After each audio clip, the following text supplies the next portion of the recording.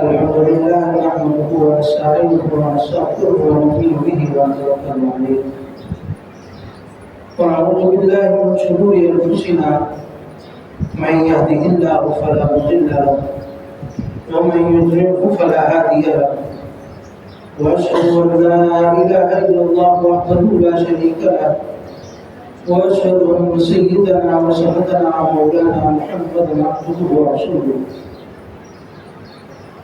أما بعد فأعوذ بالله من الشيطان الرجيم بسم الله الرحمن الرحيم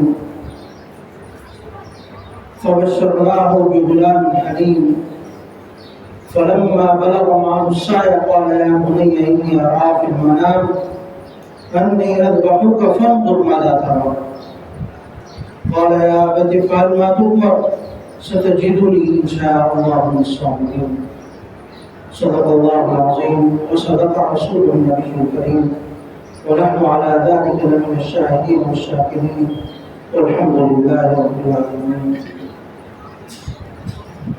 میرے دوستوں ساتھیوں سب اللہ رب العزت کا شکر عظیم ہے کہ اللہ تعالیٰ نے ہمیں اپنی زندگی میں ایک اور مرتبہ عید قربان جیسی نعمت سے نوازا اور آج ہم عید الاضحیٰ بڑے ہی عقیدت اور احترام کے ساتھ منانے کی کوشش کر رہے ہیں. اللہ رب العزت نے اس کے اندر جو عبادات رکھی ہیں، جو ثواب کے اعمال رکھے ہیں، جو اپنی قربت کے قریب ہونے کے ذرائع اور اسباب رکھے ہیں، میری دعا ہے کہ اللہ تعالیٰ ہمیں اس میں ہمگرار فرمائے اور اللہ تعالیٰ ہمیں ان لوگوں میں شامل فرما دے کہ اللہ کہ جن کی عید واقعتاً عید ہوتی ہے اور وہ خوشیاں لے کر آتی ہے. ایسے نہ ہو کہ جس طرح حدیث میں آتا ہے کہ کئی لوگ قیامت کے دن اللہ رب العزت کے حضور پیش ہوں گے تو ان کی نمازوں کو ایک پرانے کپڑے کی طرح لپیٹ کر اس کے منہ پر مار دیا جائے گا. تو اللہ تعالی ہمیں ایسی ذلت سے بچائے، ایسی پکڑ سے بچائے کہ جس کے اندر ہماری رسوائی اور ضلالت ہو، بلکہ ہمارے ساتھ وہ معاملہ فرمائے جو اپنے نیک اور خاص لوگوں کے ساتھ فرمائے، جو اپنے مقربین لوگوں کے ساتھ فرماتے ہیں، جو اپنے خلیل اللہ یا اپنے دوستوں کے ساتھ فرماتے ہیں. میں نے آپ حضرات کے سامنے ابتدا میں تلاوت کی حضرت ابراہیم علیہ السلام کا واقعہ، اکثر آپ نے سنا بھی ہوگا، لیکن کچھ چیزیں شاید میں آپ حضرات کے سامنے لے کر آؤں کہ حضرت ابراہیم علیہ السلام نے جب آنکھ کھولی، جب ایک لڑکپن کے دور میں آئے تو اللہ رب العزت نے ان کی پیدائش یا ان کو پیدا ایسی جگہ پر کیا جہاں پہلے سے ہی بتوں کو بنایا جاتا تھا. حضرت ابراہیم علیہ السلام کے والد محترم بتوں کو تراشا کرتے تھے، خدا بنا کر لوگوں کو دیا کرتے تھے. جس طرح فی زمانہ آپ دیکھتے ہیں ہندوؤں میں بہت سے بت ہوتے ہیں، رکھے ہوتے ہیں انہوں نے، تو اس طرح ان کو بت بنا کر دیتے تھے اور اپنا عقیدہ بھی پھر وہی تھا. تو حضرت ابراہیم علیہ السلام نے ایسے گھر کے اندر اپنی آنکھ کھولی اور اس کو پھر آگے لے کر چلے.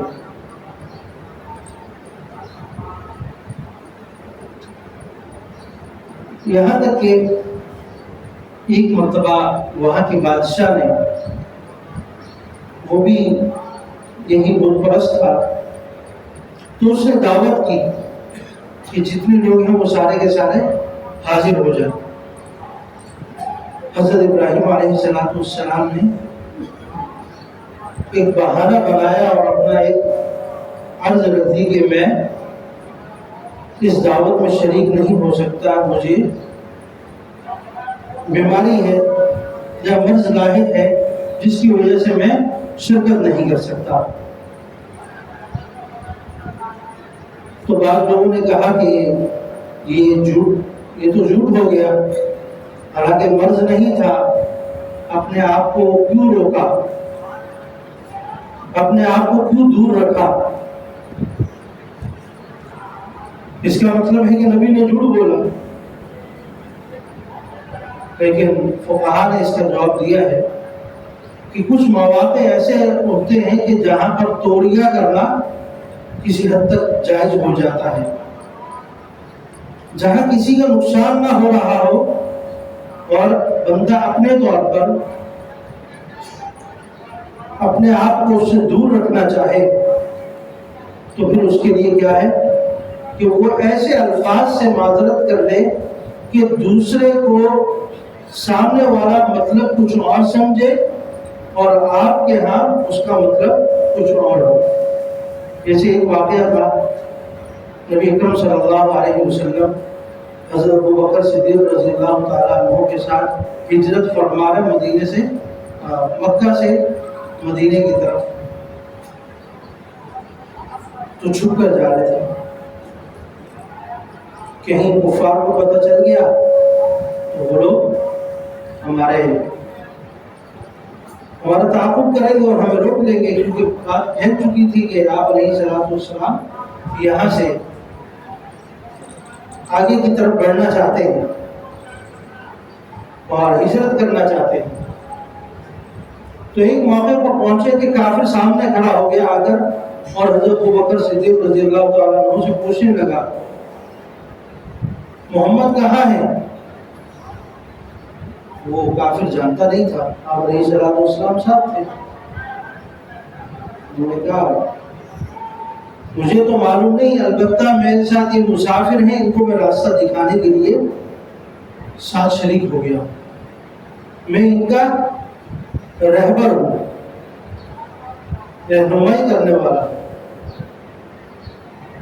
تو وہ کافر سمجھا کہ شاید یہ کوئی اور عام مسافر ہے آپ علیہ السلام کو، اور یہ شخص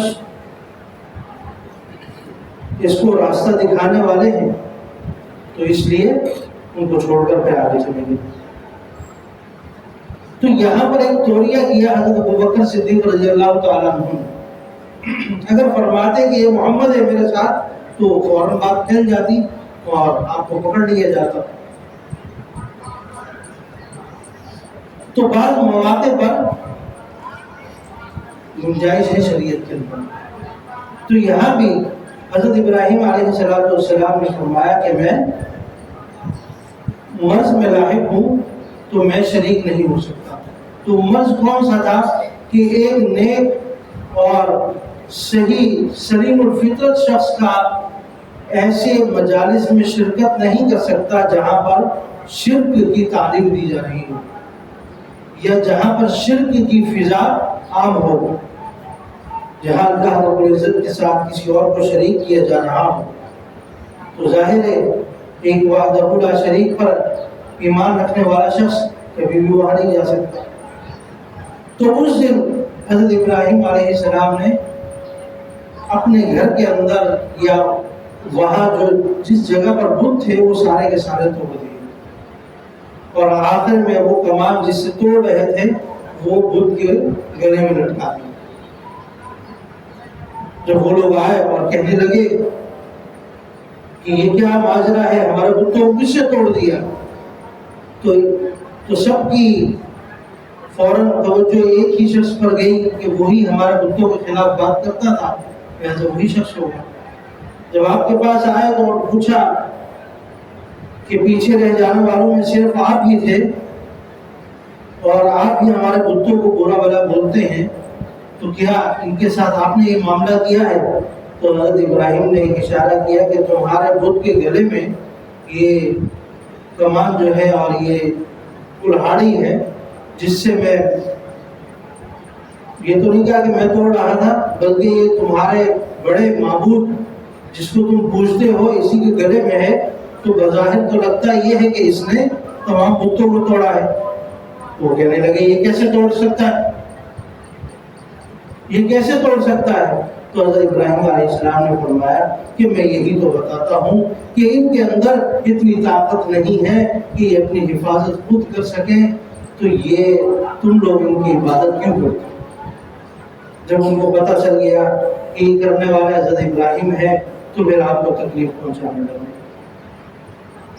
یہاں تک کہ آپ کو گھر سے بھی تکلیف پہنچتی اور پھر باہر علاقے سے بھی۔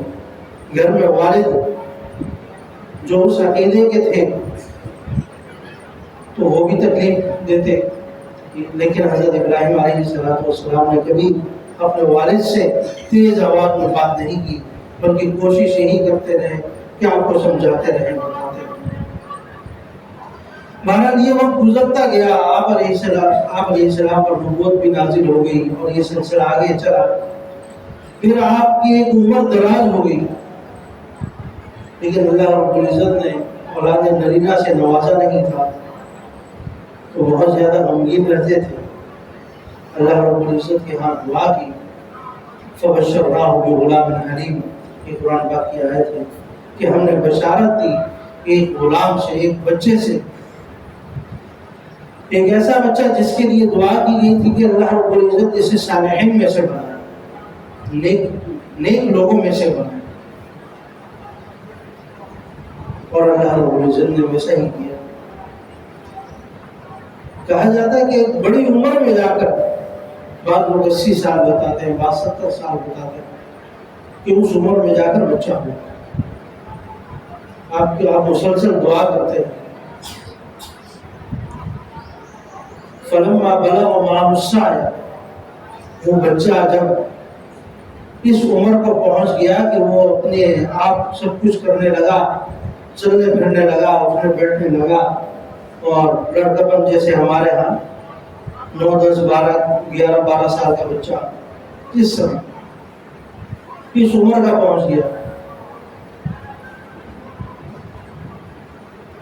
تو یہ ایک بہت بڑی آزمائش ہوتی ہے والد کے لیے کہ جس کو اتنی چاہت سے مانگا اور مسلسل دعا کی، اور اللہ رب العزت نے پھر ایک ثمرہ دیا اور اس کے اندر ایک بچہ ملا، اور بچے کے ملنے کے بعد جب وہ خود چلنے پھرنے لگ گیا، اس کی تربیت کی، اس کو اس قابل کر دیا کہ وہ اب سارے معاملات خود کرنے لگا۔ فلما بلغ معه السعي قال يا بني إني أرى في المنام، قرآن پاک کی آیتوں کے اندر بڑا پیار ہے۔ قال يا بني، یا بني عربی زبان کے اندر کسی بچے کو بہت پیار سے بلایا جائے، اے میرے بیٹے۔ قال يا بني إني أرى في المنام، کہ میں نے سوتے ہوئے تجھے دیکھا ہے، انی اذبحک، کہ میں تجھے ذبح کروں۔ قال يا بني إني أرى في المنام أني أذبحك فانظر ماذا ترى، بچے سے پوچھتے ہیں بتا تیری کیا رائے ہے۔ یہاں پھر بعض لوگوں نے اعتراض کیا کہ فانظر ماذا ترى کہنے کی کیا ضرورت تھی، کیا اگر بچہ نہیں چاہتا کہ مجھے ذبح نہ کیا جائے تو کیا حضرت ابراہیم علیہ السلام یہ عمل نہ کرتے؟ ایک سوال پیدا ہوا۔ تو مفسرین نے یہاں بھی یہ لکھا ہے کہ نبی اللہ کے حکم کو پورا کرنے کے لیے ذرا بھی تردد کا مظاہرہ نہیں کرتا، شک شبہ والا معاملہ نہیں کرتا، لیکن یہاں پر سامنے ایک بچہ تھا جو ابھی نابالغ ہے، ابھی بلوغت کے قریب پہنچ رہا ہے، اس کو پالا پوسا ہے، بڑی مدت اس کے لیے دعا کی ہے، اور پھر وہ اللہ رب العزت نے دیا ہے اور اس کی تربیت کی ہے، اور آج اس کو اپنے ہی خواب کے اندر دیکھ رہے ہیں کہ اللہ رب العزت کی طرف سے حکم آتا ہے کہ اسے ذبح کر دیا جائے۔ تو باپ نے بیٹے کی بھی تربیت ویسے ہی کی تھی، پہلے دن سے بیٹے کے باپ کے پاس تھا۔ فانظر ماذا ترى، اس کے اندر مقصد یہ تھا کہ دونوں کی رضا شامل ہو جائے۔ کام تو کرنا ہے، جو اللہ کی طرف سے حکم آ گیا وہ تو پورا کرنا ہی کرنا ہے، لیکن ساتھ میں بچے کی بھی رضامندی آ جائے تاکہ دونوں کی طرف سے اطاعت اللہ کی پوری ہو جائے، اسے بھی ثواب ملے اور مجھے بھی ثواب ملے۔ اس لیے رائے پوچھی، میرے بیٹے تیری کیا رائے ہے؟ فانظر ماذا ترى، تم اس کو کس طریقے سے دیکھتے ہو؟ قال یا ابت افعل ما تؤمر ستجدنی ان شاء اللہ من الصابرین۔ نبی کا بیٹا بھی نبی ہوتا ہے، کیا جواب دیا؟ اے میرے والد صاحب، آپ کر گزریے جو آپ کو اللہ رب العزت نے حکم دیا ہے۔ اچھا، بعض اسرائیلی روایات کے اندر بہت سی چیزیں آتی ہیں، ان کو ذکر کرنا مناسب تو نہیں ہے، لیکن یہ ہے کہ قصے کی مزید لطف حاصل کرنے کے لیے ذکر کر دیا جاتا ہے۔ ان میں سے کچھ باتیں سچ بھی ہو سکتی ہیں، بعض ایسے ہی مشہور ہو جاتی ہیں، تو ہم ہر اس چیز پر یقین نہیں کر سکتے جو عام لوگوں سے ہمارے تک پہنچی۔ جس طرح اس میں بعض یہ بھی کہا جاتا ہے کہ آپ کو بہت زیادہ تکلیف ہوئی ہے سن کر کہ یہ کیسے ہے، حالانکہ قرآن پاک کے الفاظ تو واضح ہیں۔ فانظر ماذا ترى قال یا ابت افعل ما تؤمر، ذرا بھی انہوں نے کھٹکا نہیں کیا اس میں اور فوراً جواب دے دیا کہ آپ کر گزریے، آپ کو جو حکم دیا گیا ہے میرے والد محترم، آپ کر گزریے، انشاءاللہ آپ مجھے ان لوگوں میں سے پائیں گے جو صبر کرنے والے ہیں۔ میں ذرا بھی مزاحمت نہیں کروں گا، میں اپنے آپ کو روکوں گا نہیں، انشاءاللہ آپ ان لوگوں میں سے مجھے پائیں گے۔ تو اس طریقے سے اپنے آپ کو پیش کر دیا۔ اور پھر کچھ روایت ایسی بھی آتی ہیں کہ آپ چلے تو درمیان میں ایک شیطان آ گیا، جس طرح آج کہا جاتا ہے کہ ان شیطانوں کو گھنکڑیاں ماری جاتی ہیں۔ تو ایک شیطان آ گیا اور کہنے لگا کہ آپ کے والد آپ کو کہاں لے کے جا رہے ہیں، آپ کو معلوم بھی ہے؟ انہوں نے کہا نہیں معلوم۔ کہنے لگے میں آپ کو قتل کرنے کے لیے لے کے جا رہا ہے، آپ کو ذبح کرنے کے لیے۔ جھوٹ بولتا ہے، والد کیسے قتل کر سکتے، والد کیسے ذبح کر سکتے؟ آگے چل پڑتے، پھر کوئی کسی اور شکل میں وہ بت آتا ہے، وہ شیطان آتا ہے اور وہ بھی اسی طرح آپ کو ورگلانے کی کوشش کرتا ہے، تو آپ اس کو بھی دھتکار کر آگے نکل جاتے ہیں۔ تو اس طرح آگے پہنچتے ہیں تو یہ تین بت اس طرح آج رمی جو جاج کرتے ہیں، کہا جاتا ہے کہ وہ تینوں وہی شیطان ہیں جن کو آج تک حاجی لوگ کنکرے مارتے ہیں۔ وہاں پہنچتے ہیں ذبح والی جگہ پر، علاقے سے دور، گھر سے دور، تاکہ کوئی اور دوسرا دیکھ کر روک نہ سکے۔ اللہ کا حکم ہے، اس کو پورا کرنا ہے۔ بیٹے سے کہتے ہیں کہ تم بھی اپنے آنکھوں پر پٹی باندھ لو اور میں بھی اپنی آنکھوں پر پٹی باندھ لیتا ہوں۔ بلکہ یہ بیٹا مشورہ دیتا ہے، والد صاحب ایسا کر لیے جائے، کہیں ایسا نہ ہو کہ آپ میری تکلیف کو دیکھ کر اس حکم کو پورا نہ کر سکے، آپ میرے چہرے کو دیکھ کر اللہ کے حکم کو پورا نہ کر سکے۔ تو اس ڈر سے آپ بھی پٹی باندھ لیں آنکھوں پر اور میرے بھی آنکھوں پر پٹی باندھ دیں اور مجھے الٹا لٹا دیں، کہیں ایسا نہ ہو کہ پٹی سرک جائے آنکھوں سے اور آپ میرے چہرے کو دیکھ لیں۔ تو میں الٹا ہوں گا تو شاید آپ کو میرا چہرہ نظر نہ آئے اور اللہ کے حکم کو پورا کر دیں۔ تھوڑا سا اس لمحے کو ذرا دیکھیں، اپنے آپ کو وہاں لے کر جائیں کہ قربانی کس کو کہا جاتا ہے۔ وہ باپ جس نے اپنے بیٹے کو کئی دعاؤں کے بعد مانگا اور اللہ رب العزت نے بڑھاپے میں جا کر بیٹے جیسی نعمت سے نوازا، اور اس کے بعد اس بیٹے کے بارے میں کہا جا رہا ہے کہ اس کو اللہ کی راہ میں قربان کرو، ذبح کرو، اور اس بیٹے کو جا کر لٹاتے ہیں اور چھری تیز کرتے ہیں، اور چھری تیز کرنے کے بعد اس کو چلانا شروع کرتے ہیں۔ اللہ رب العزت کی طرف سے جب امتحانات میں کامیابی ہو جاتی ہے تو فوراً اللہ کا نظام حرکت میں آ جاتا ہے۔ کہا جاتا ہے کہ وہ لمحہ تھا کہ فرشتے بھی پھوٹ پھوٹ کر رونے لگے تھے، یا اللہ یہ کیا معاملہ ہو رہا ہے تیری دھرتی پر، تیری دنیا پر کیا معاملہ ہو رہا ہے کہ ایک باپ اپنے بیٹے کو قربان کر رہا ہے، فرشتے بھی پھوٹ پھوٹ کر رو رہے تھے۔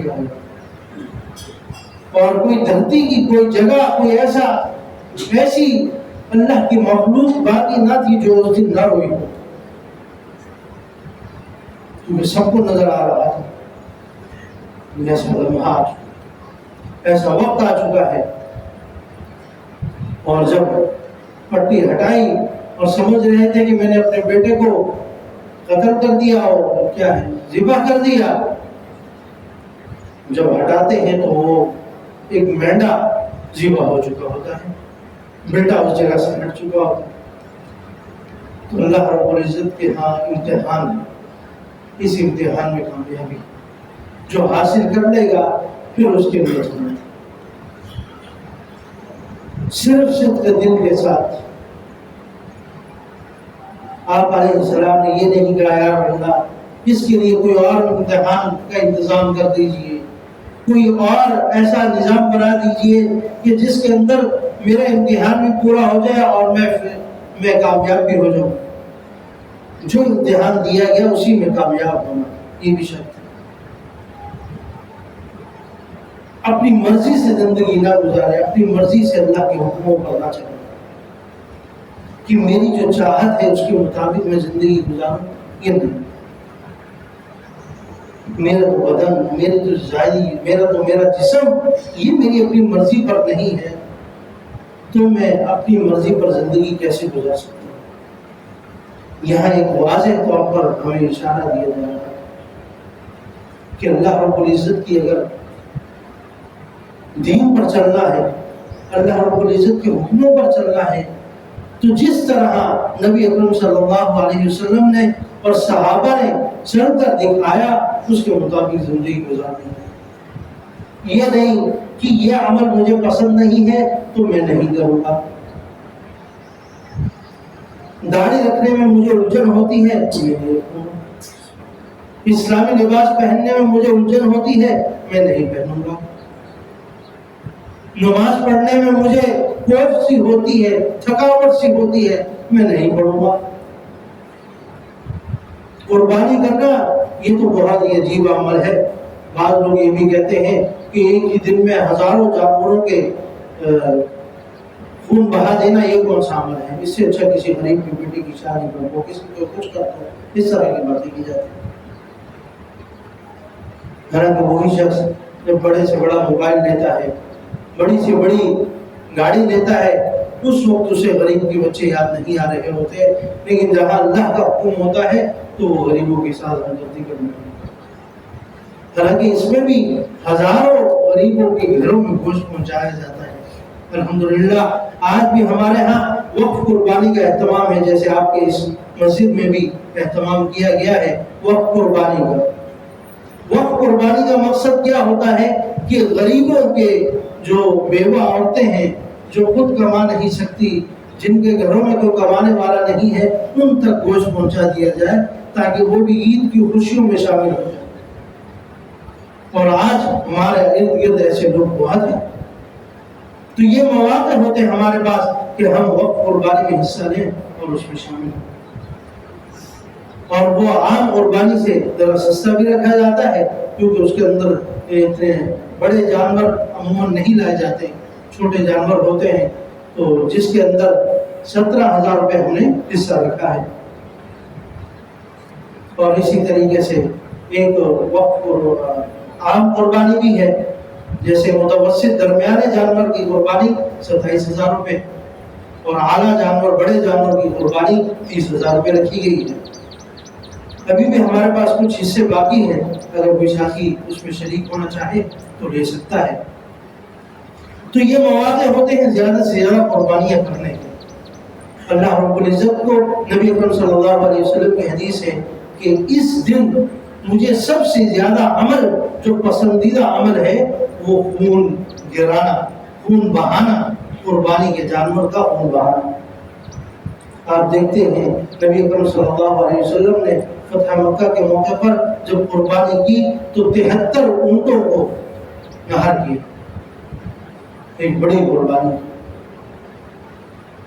دکھایا کہ اللہ رب العزت کی رضا اس میں ہے۔